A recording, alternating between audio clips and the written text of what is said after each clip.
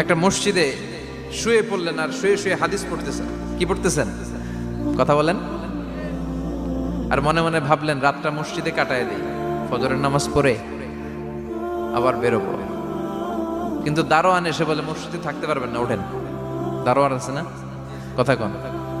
আহমদ ইবনে হাম্বল বললেন আমি শুধু রাতটা থাকতে চাই, আমি তো ফজরেরও মুসল্লি, ফজর নামাজ পড়বো তো এই মসজিদে, আমার থাকতে দাও। দারোয়ান তো দেয় না, কেন? মসজিদে থাকার জায়গা না, যান মিয়া।